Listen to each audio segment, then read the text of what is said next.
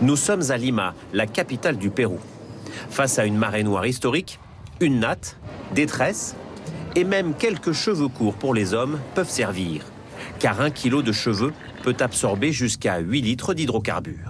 Adieu le pass sanitaire, place au pass vaccinal.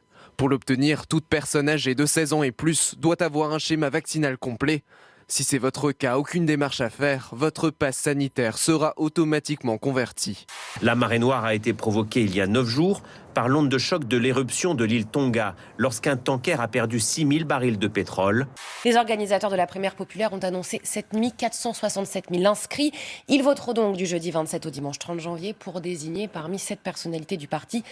Nous avons une opportunité d'avoir une candidate ou un candidat qui sort d'une investiture démocratique, citoyenne, et qui répond à la demande exprimée par toutes et tous, à un moment ou à un autre, exprimée par chaque candidate et chaque candidat de Rassemblement de la gauche. Beaucoup d'entre eux sont désespérés aussi d'entendre en permanence cette idée selon laquelle des idées seraient illégitimes, des candidatures ne le seraient pas.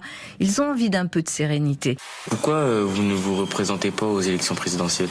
Pour l'instant, je ne suis pas candidat, tu as remarqué. Mais comme ça va pas bien, c'est vrai que... On pourrait se dire, est-ce qu'une candidature de plus serait utile ? Je ne sais pas.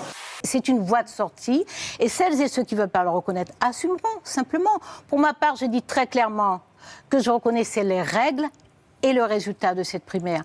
Est-ce que vous allez prendre une décision bientôt ? Je pose la question. Je vais en tout cas prendre la parole bientôt. Je crois qu'il a fait preuve de beaucoup d'humour devant ses élèves de seconde. Et je suis pas là pour commenter les petites phrases, même celles de François Hollande. Je pense qu'il y a une part de plaisanterie, mais il n'y a pas que de la plaisanterie, je ne sais pas.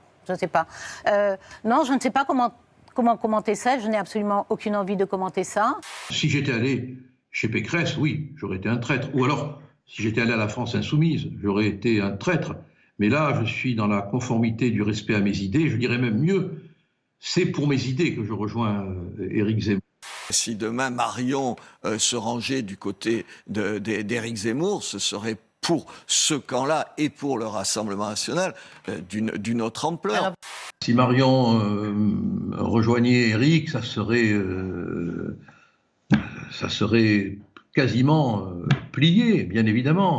À la Chirac, vous vous souvenez, février 2002, dans son discours, la maire d'Avignon, Marie-Josée Rouague, demande au président sortant s'il est candidat à sa réélection.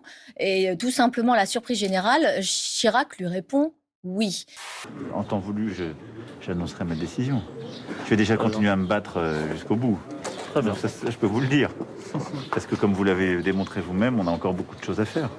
Ce ne serait pas un élu qui poserait la question, mais un Français qui aborderait le chef de l'État dans la rue au cours d'une déambulation et qui lui poserait tout simplement cette question-là. Ce serait un peu scénarisé alors, c'est totalement scénarisé. Si tout avait été réglé, c'est pas le cas. Il reste plus beaucoup de temps. Donc il faut, mais il faut jusqu'au dernier moment. Après, j'annoncerai ma décision en temps voulu. Il a marqué la mode et les années 80-90 avec ses créations venues d'un autre monde ou voire d'un film de science-fiction. Thierry Mugler avait également lancé l'un des parfums les plus populaires, Angel, et sa forme en étoile. Le créateur français, encore adoubé par les stars américaines, est mort hier. Il avait 73 ans.